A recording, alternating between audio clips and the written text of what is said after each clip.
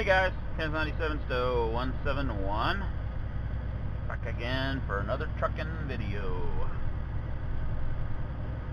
I'm headed up to General Motors. Been going a different route, so I thought I'd show you a little bit of that route.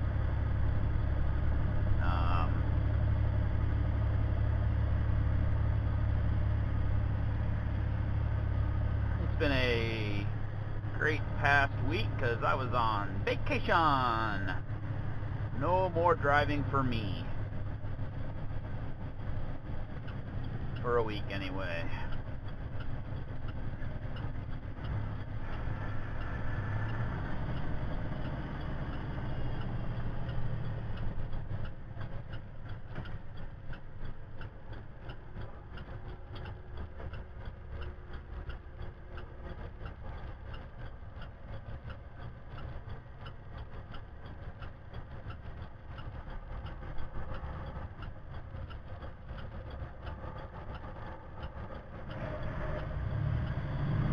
Took them a month. There was a cone right there in the middle of the road for like 2 months.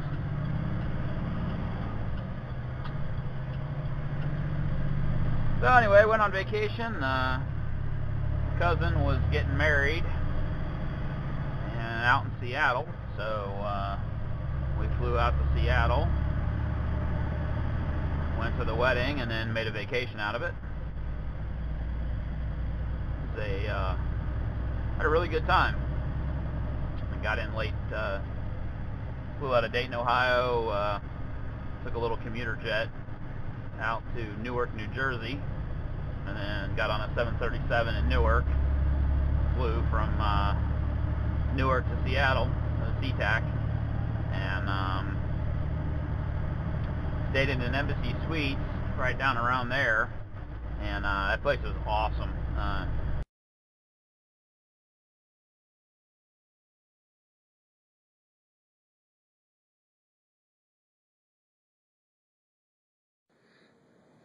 Hey guys, thought I'd give you a view of our hotel room.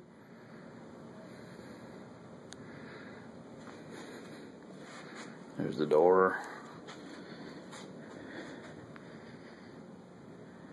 Sorry, it's a mess. Couch folds out into a bed. Nice sized TV. A refrigerator. Microwave, coffee maker, water tap, ice thing, nice sized bathroom. Stuff was all over the place, and when we came back, housekeeping had done that. Put the towel up there, laid out all the stuff organized for us.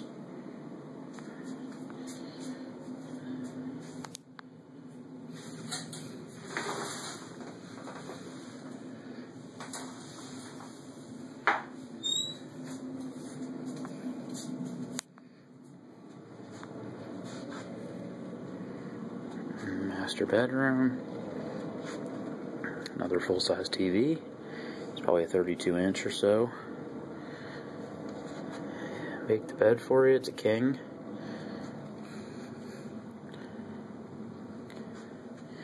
A little closet there. Really nice place.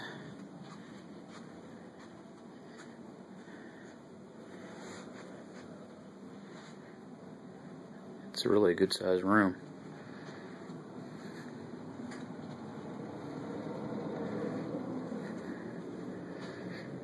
So, that's it. Embassy Suites.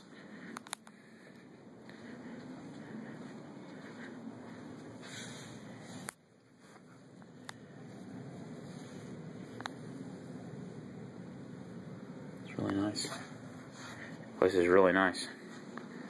Alright guys, that's it.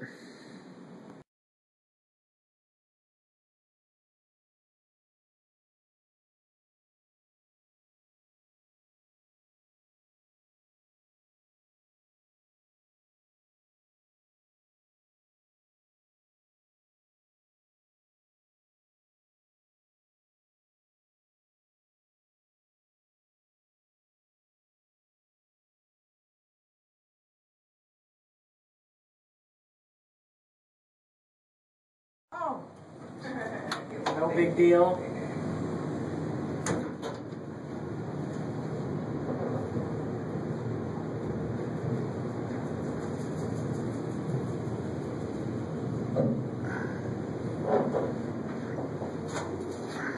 Wife was worked a part-time job at Embassy Suites, and so she got an employee, discount thing on top of a regular discount, and ended up staying there for like $75 a night, and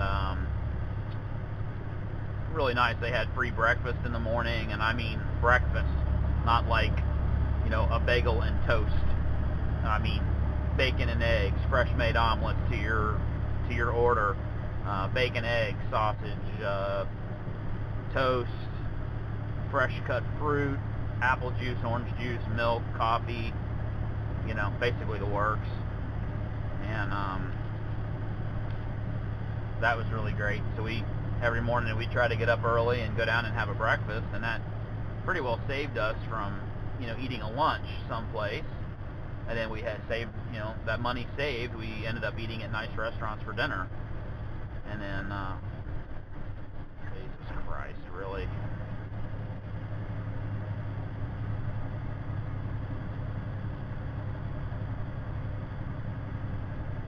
I mean, you're pulling a trailer. You don't need to go 35 miles an hour on it to do that.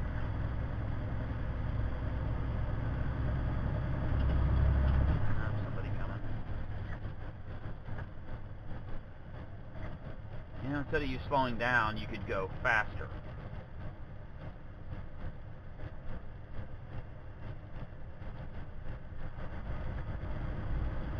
Unbelievable.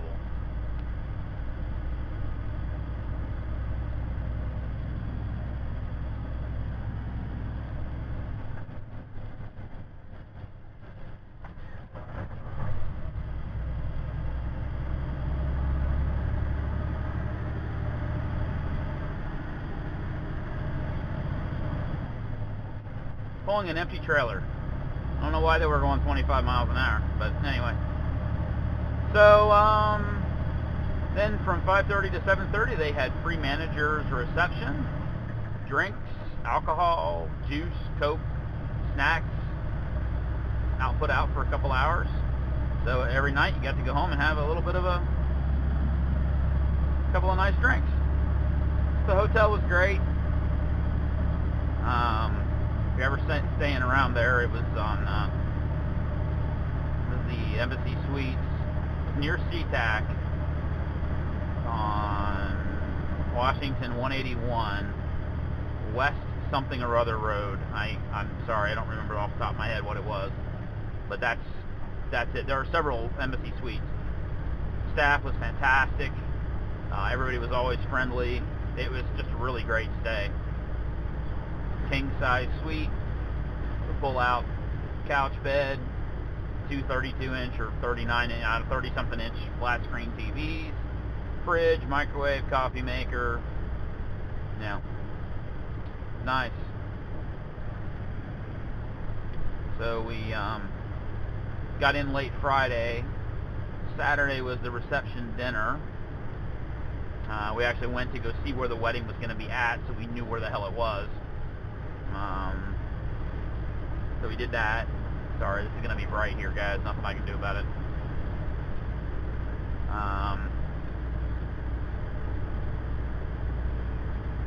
And then that evening, with the reception dinner, was at Arnie's, which was up on the north side of Seattle, right on the water.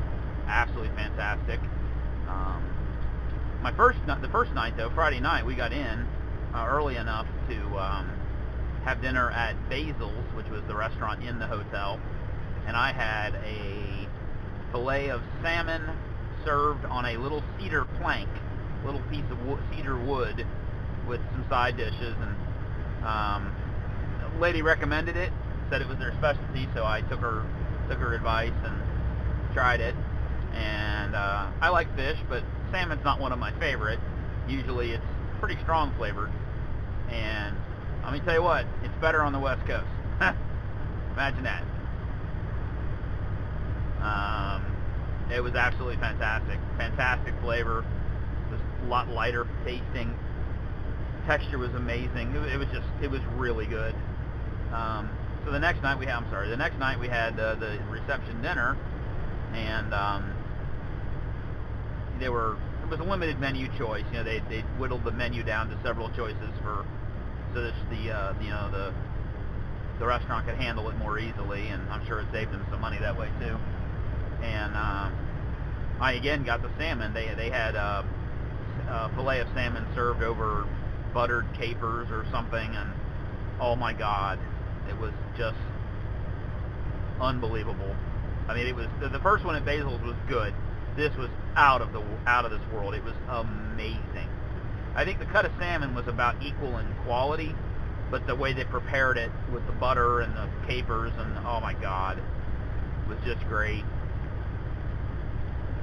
Everything was great there. Highly recommend that restaurant if you've never been there. It's one of the better restaurants in Seattle, supposedly, according to the rating, you know, Urban Spoon and whatnot.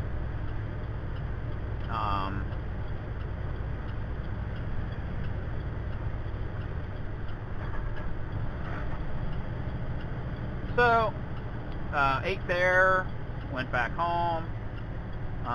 The next morning was the wedding. So we got there about 10 in the morning, and it was good that we had, you know, went to actually see where the wedding was at. The wedding was really nice. She had a year and a day before what they call a hand fasting. I guess it's an older ritual.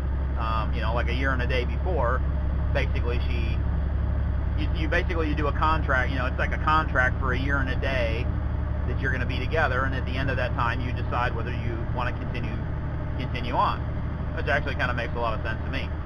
So she had already had the hand fasting a year and a day before the wedding. This was actually the wedding. It was very, I guess it's a Scottish based or Gaelic, I don't know, but I got the impression that it's a you know, some kind of ceremony from Scotland or Ireland or someplace.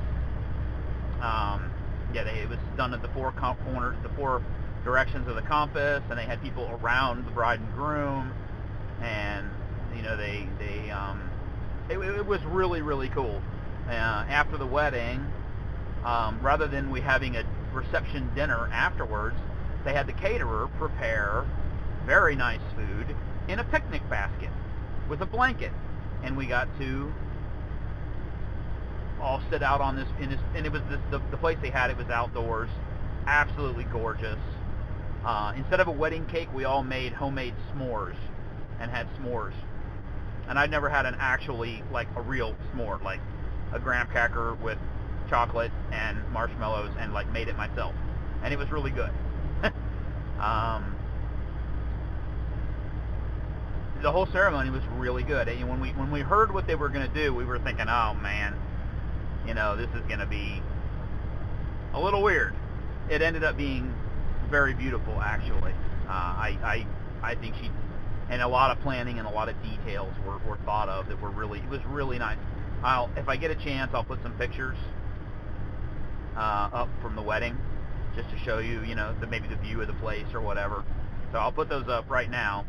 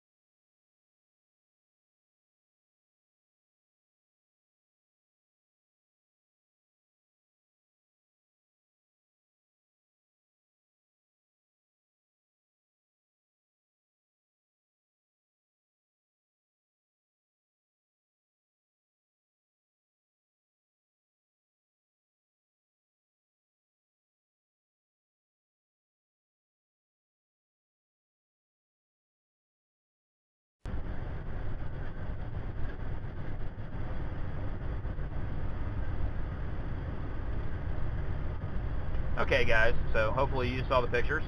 Coming up on a train here, so I may take the opportunity to put some more random pictures up if I have to stop for this train for a while. And it's been going for a bit here, so I'm hoping by the time I get up here it'll be mostly gone. But the wedding was fantastic. That train's gone. Nice. Sometimes it pays to get off the throttle. And it's 35 miles an hour anyway, so, and I need to slow down for this railroad tracks. So we did the wedding, then at the dinner, we had flank steak and fresh green beans and fresh bread from a local fresh bread from a local bakery.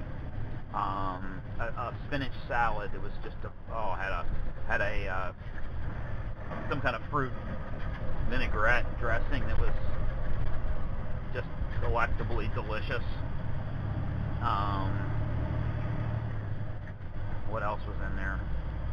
I don't know. It was just really good. Wine, drinks, obviously, to go with anything we wanted. And then when it was all done, we got to take home the baskets and the little blankets. And actually, the blankets are going to go in the bug-out box because they're waterproof on the bottom and fairly thin. So I think they would make a really good emergency wrap, actually. Keep the water off of you and keep you warm at the same time. Anyway, and they wrap up into a package. It velcros to itself. You just fold it up, roll it up, and then it velcros to itself, so doesn't have to go in a bag. Pretty nice. So we did that, went home, and then we were pretty tired.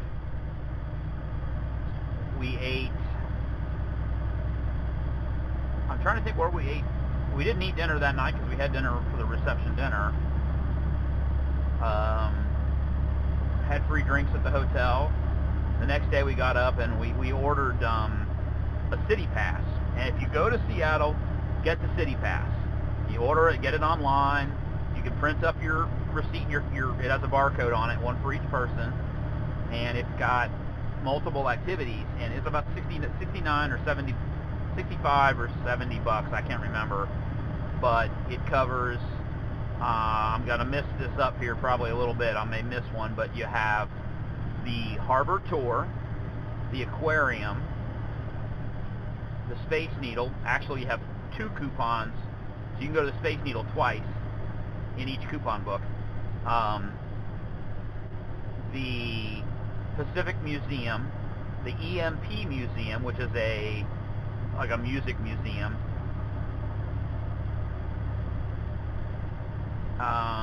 The Woodland Zoo, or the Flight Museum. You can't do both. It's one or the other.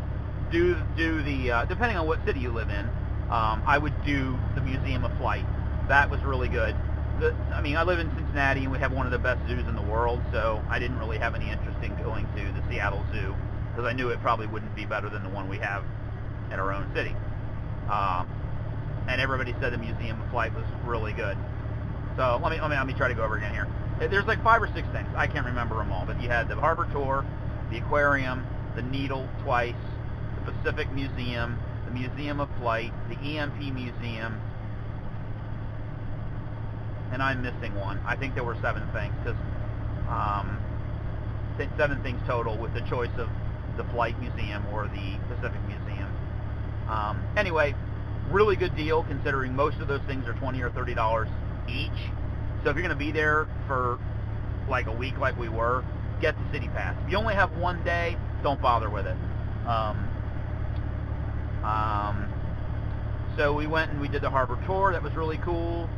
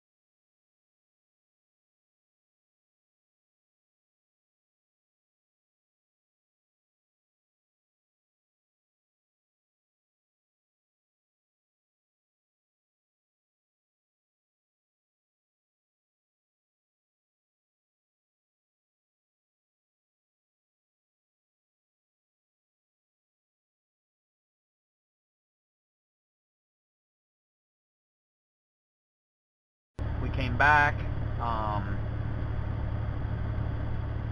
went to the museum, the aquarium. That was really cool.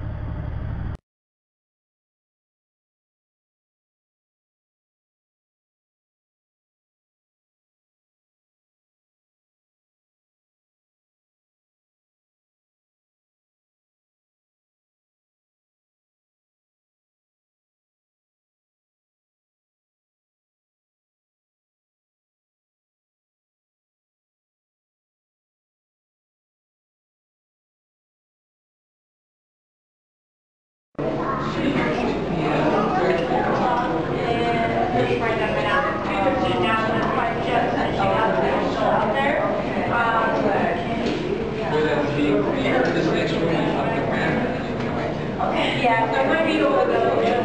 Oh yeah. Do you want me to just nip the whole or half?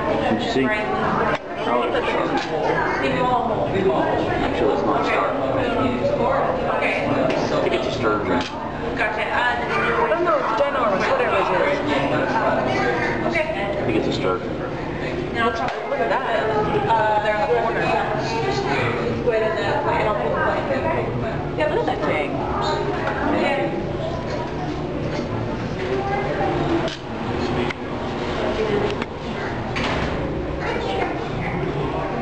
It's a white stud. I think it's a sturgeon.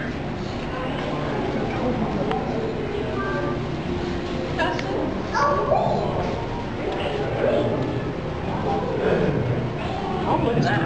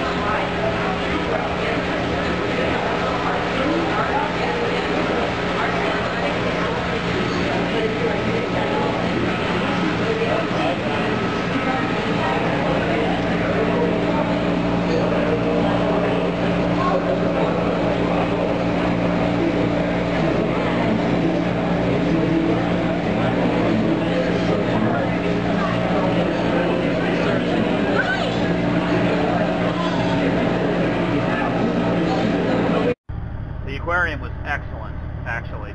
They had otters and seals in there, and places you could touch, put your hand in, and like I said, starfish and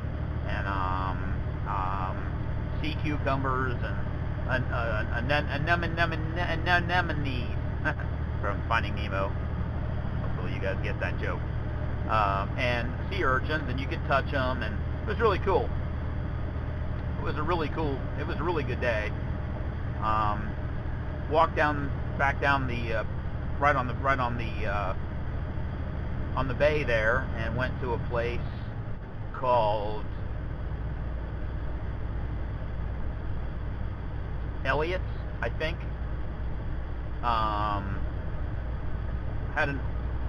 Haven't had raw oysters in a long time. I remembered them being kind of slimy and kind of like, you kind of swallowed it and like, yeah, okay, I did it. It was kind of a manly thing because it was kind of gross, but you did it anyway, and you covered it in enough sauce it didn't matter. Decided I wanted to try them, And literally the oysters came from like the other side of the bay. So I mean, pretty fresh. And I knew they'd be better, but came with a little champagne, frozen champagne that you could drizzle over the top of them. And it was happy hour. From like 3 to 4, it was 75 cents a piece. 4 to 5, it was $1.20, and 5 to 6, it was $1.75 a piece. So we got there, got them for 75 cents a piece.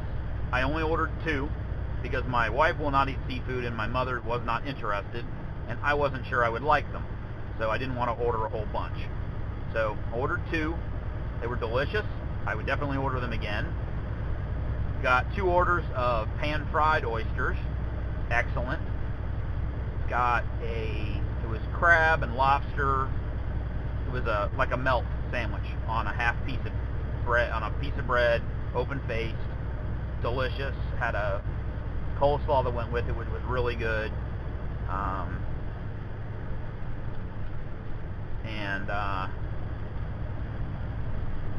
So we got back. The parking is expensive. It cost us basically $20 to park for 4 hours. So parking is expensive. After like 8 p.m., it's either free or drops to a pretty low rate. So we did that, went back to the hotel, relaxed.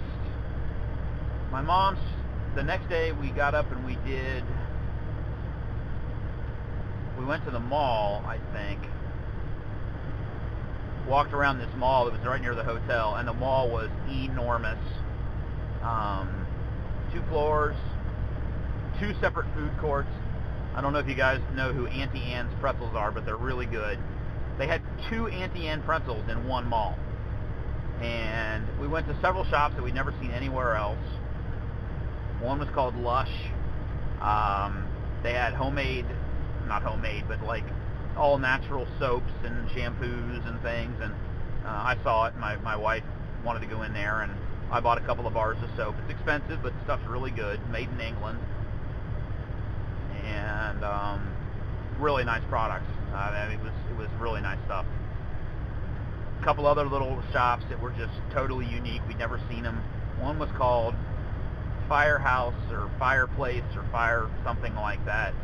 If I can remember that, if I can find it, I'll get the name for you guys and post it.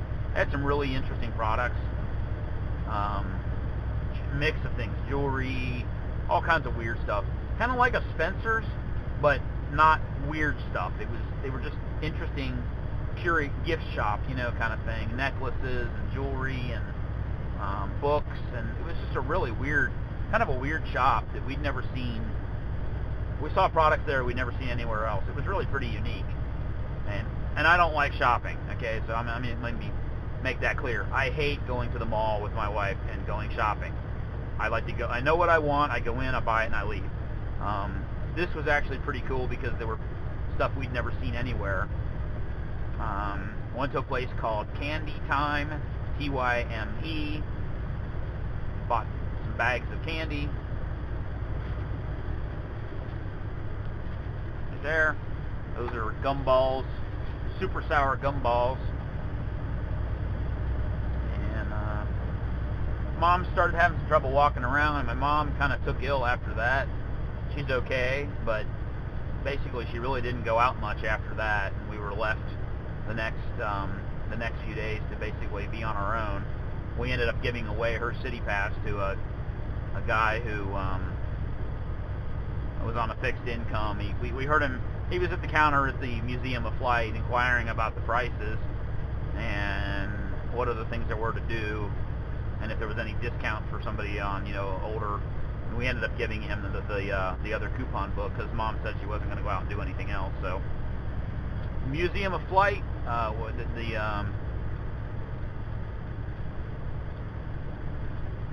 a minute, I'm trying to think what order we did things. I'm a little confused because we really packed in this stuff. We did the Boeing tour.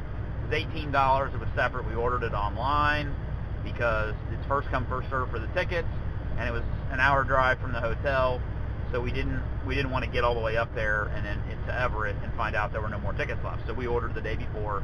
He saved $2 by doing it that way too. That was cool. I don't want to say it was fantastic. I mean, I would certainly pay the $18 to do it because it's really unique. but it wasn't as good as I expected it was going to be, I guess is the way to say it. You get to see the 747 being assembled, then you go back on the bus.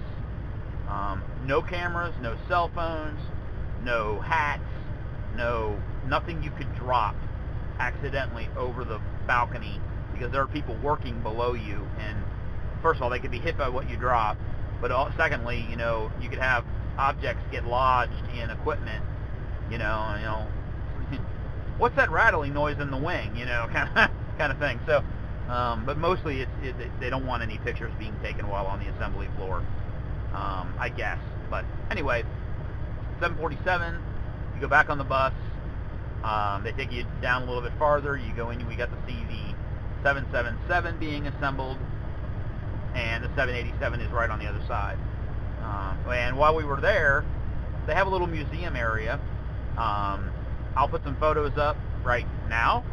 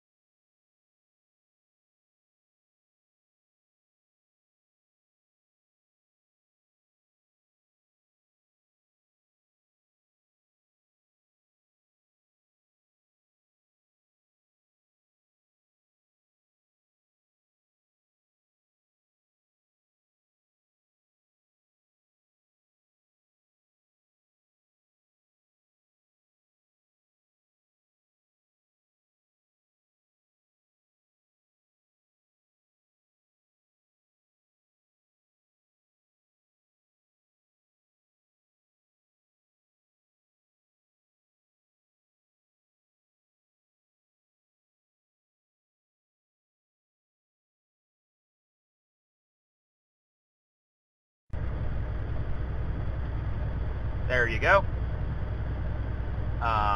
From the lobby area where you could take photos, they had some engines out and some other things that were kind of interesting.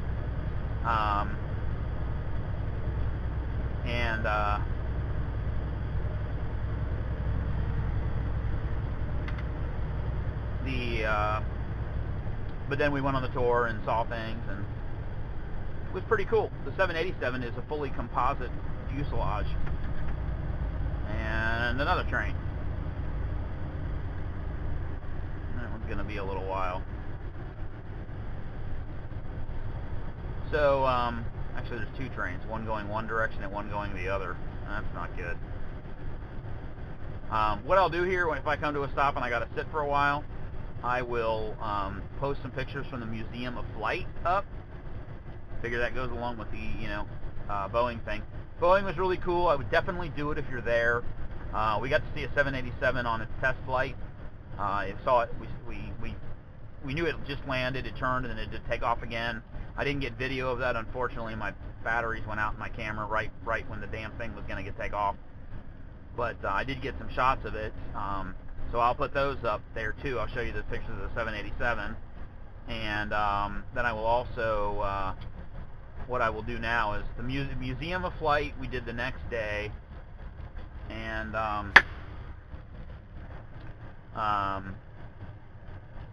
Museum of Flight we did the next day. That took us 4 hours to go through.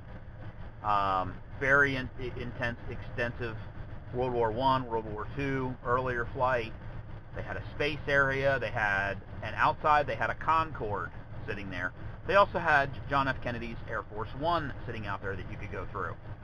That was really cool. The Concorde was really cool. They had the prototype 747 from 1969 sitting out there. You could not go in that one, but they had it there. They had a 727, and they had a Boeing, Lockheed Super Constellation was there. And the Museum of Flight was really good. It was long though. I mean, it was 4 hours, and we went through it at a pretty quick pace. Well, I'm not going to pause the video because the train's about past the thing here. But I will post those right now.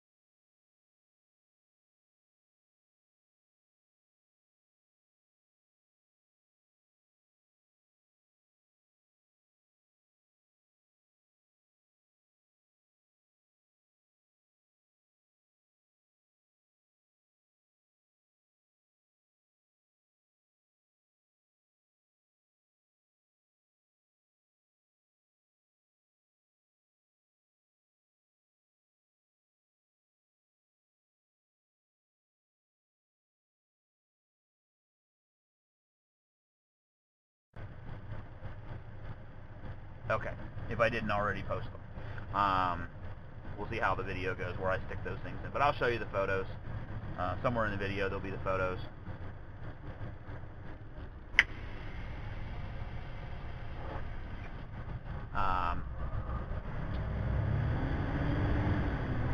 So we did the Museum of Flight.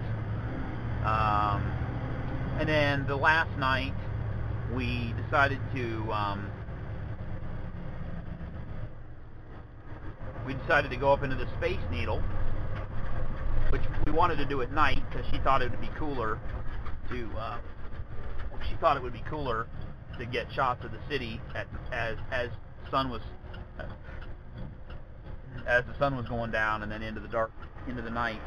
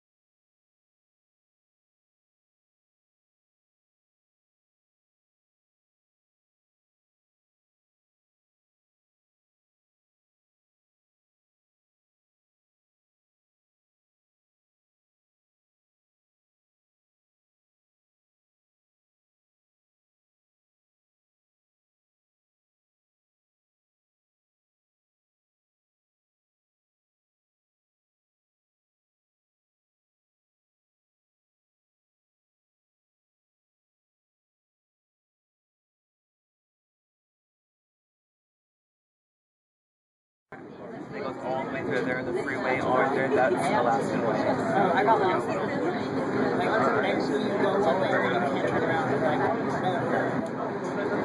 And that's all going to be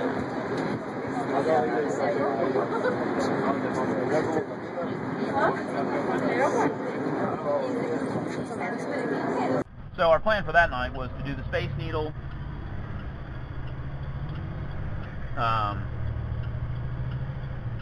and then afterwards we were going to go downtown and eat at this restaurant called Purple. Pretty hot spot. She'd been there once already with a friend of hers. A friend of hers that she's known for 20 years moved to Seattle about 10 years ago, so she had the opportunity to hang out with her friend. So we decided to go to Purple's. Purple is what it's called, and have a nice meal, a fairly expensive meal. We really hadn't spent much for food, quite frankly, so we decided to make a night out of it. And Purple's was pretty cool. I took a picture of that. Didn't come out that well because it was very dark in there. But basically in the middle of the restaurant is this giant straight tower of wine and champagne and bottles of liquor, and then around it, it's like a tower of liquor, a tower of wine and alcohol, and then around it they have a spiral staircase that goes up to it. Saw about 400 reviews on Yelp or Urban Spoon, and all of them said try the lobster mac and cheese. So and she had already tried a Moscato. I don't normally like wine, but this Moscato that she had already tried was amazingly good, and I'll put a picture of that up too.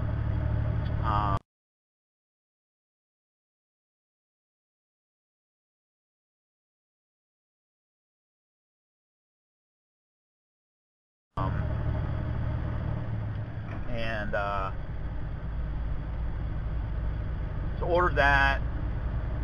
Asked him about a salad to go with my, because I knew the lobster mac and cheese was going to be pretty rich. So I thought about a Caesar or some other salad that would kind of counter the richness of the lobster mac and cheese. And I told the guy, I can get a Caesar salad anywhere. Is yours unusual? He said, no, not really. He's like, why don't you get this instead? That's a really unique salad that'll also counter the richness of the lobster mac and cheese. Tried that. It was excellent. The lobster mac and cheese was just unbelievable. It was also $30 for like a bowl like that wide by like that. Yeah, it was a lot. I actually couldn't finish it though. I had to take it home. It was very rich. It was delicious. Fortunately, I didn't get any photos of it. I don't think, but it was delicious. And we drove home, and then in the morning we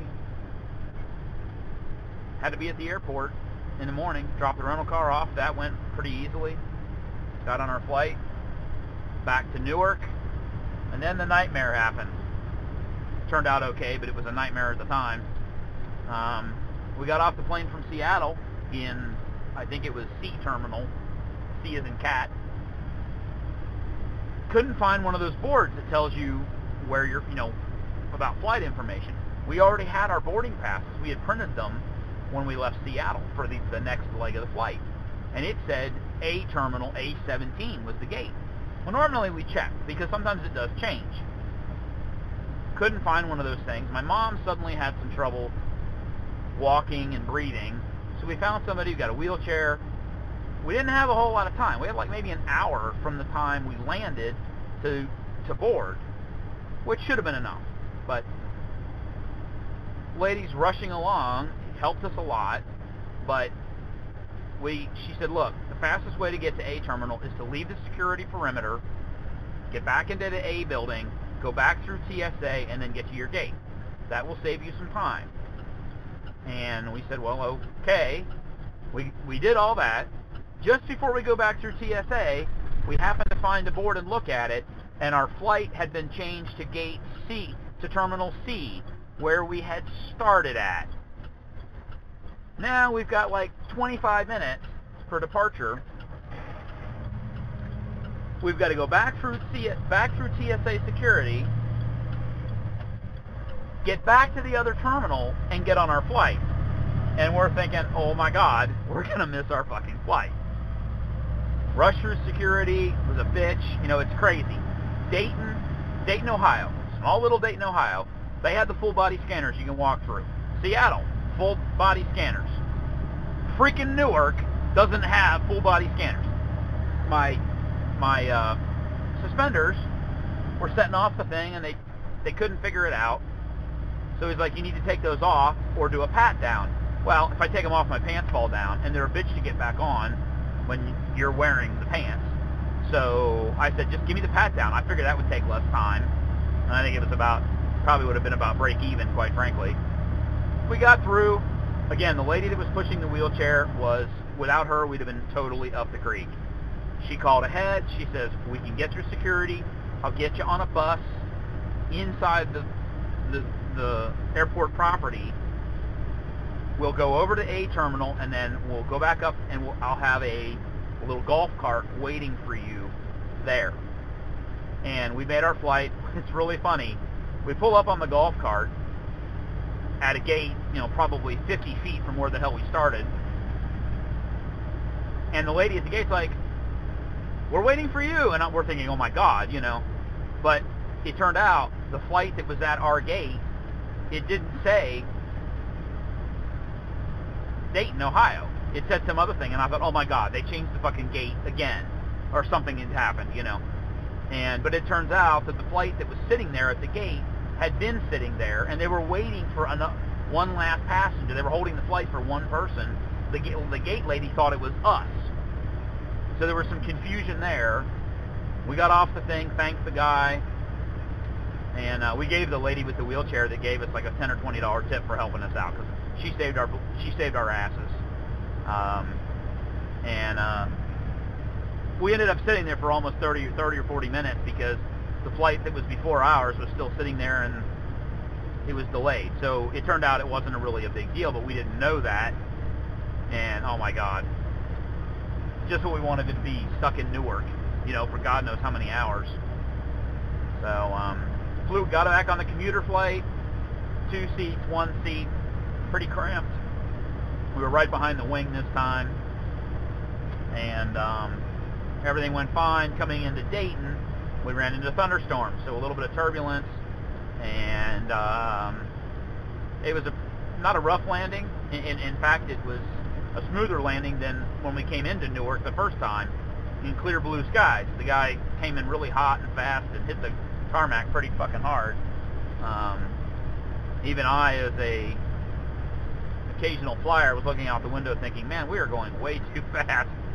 And we bumped the runway pretty hard on on that outbound flight. But this guy, you know, the plane's jockeying around, and I thought, oh my God, you know, it's raining, it's dark, it's windy and gusty.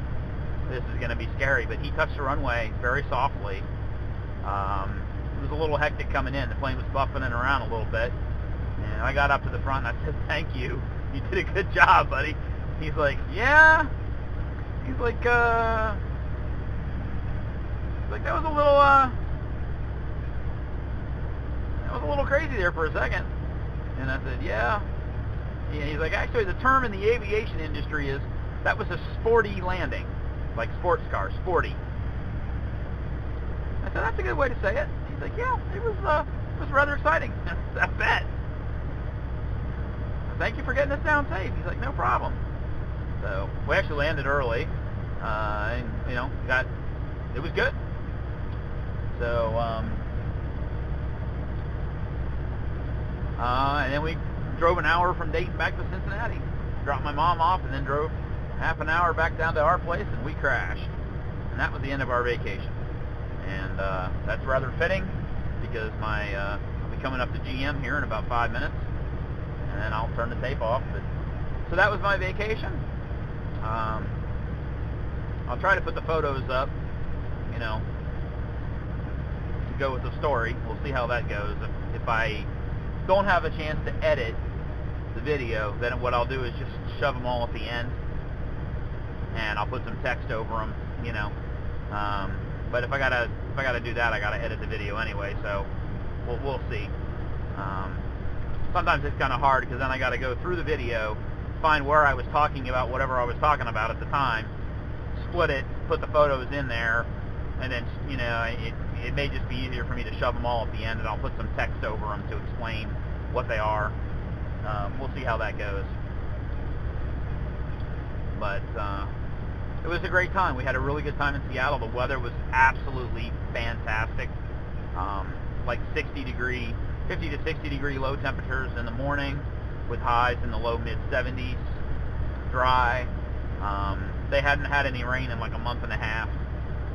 And surprisingly, it was one of the things they talked about on the harbor tour, was that Seattle's not even in the top 15 for most rainfall in the year. You know, they have this reputation for being a rainy city, but apparently it's really not. It's more like it does rain a lot, but it's more like you get a mist for a short time during the day, and then it's over. What they're more known for, and it is more truthful, is it tends to be kind of gray and overcast a lot. That would kind of bother me. I like the sunshine, and if I find gray overcast skies kind of depressing. But there were an awful lot of convertibles and motorcycles around the week we were there. And let me tell you the other thing. Every freaking 10th car is a Subaru. I don't know what the hell it is. Maybe because the roads are wet, you know, or I know there's a lot of snow activities, skiing and snowboarding in the mountains. You know, the mountains aren't, you know, Vancouver's not that far away, and there's a lot of options for winter sports. So that may be why, but reality, probably like every 30th car is a fucking Subaru. Maybe you'd see them in groups, like, oh, there's a Forester, oh, there's an Outback, oh, there's an Impreza. It'd be like 3 or 4 of them, you know, like just in the cars around you. It was really, really weird. The other thing I will tell you is there was quite a few homeless people around a lot of trees, and we saw tents on the side of the highway, like back up in the trees. I mean, there are trees like right on the side of the not on the side of the highway, but you know, pretty tall pines nearby. And we saw a lot of homeless people on the sides of the highway. She the one night she was downtown with her friend, she said that there were homeless people like every 20 feet. And I guess part of the reason is because it does not get very cold. You know, mid-50s mostly, even in the winter. It's a popular city for homeless people, I guess. I also tend to think that because it's kind of a blue state, you know, you get what that's what you get, you know. Don't know. We didn't, the day we went to Purple, we really didn't see it too much. And it is a very large city. I mean, the metro population, that's Seattle, Tacoma, Everett, and there's one to the east. I can't remember what the whole name of that one was. There's about 3.5 million people is the metro population. I think Seattle population itself is about 700,000. The downtown was quite large. It was absolutely a beautiful city. I mean, it really was.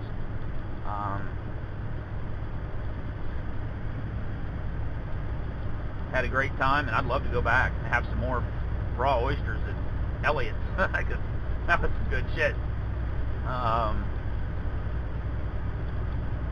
You know, it was overall, it was really great. And I'd like to go back and have a little bit more of a relaxed time.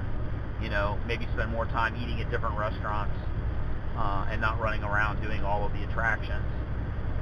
Of course, the next time we go, we can probably stay at my cousin's house, hopefully, and save the cost on the hotel, and maybe have her as a tour guide. You know, she's been there for 10 or 15 years at least, so, you know, she probably knows all the cool places to go to that nobody else knows about, unless you live there.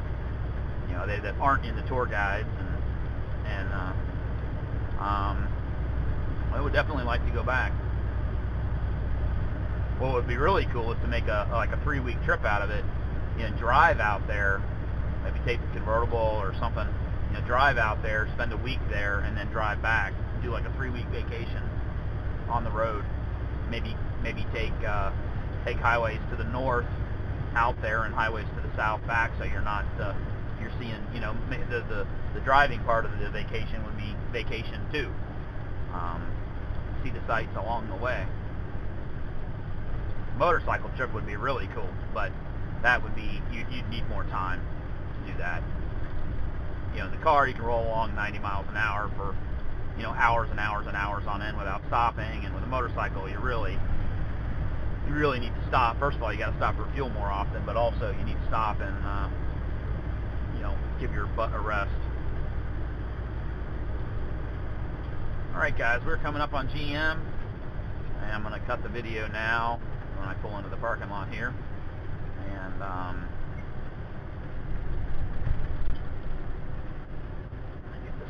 get this load blown off and go home. And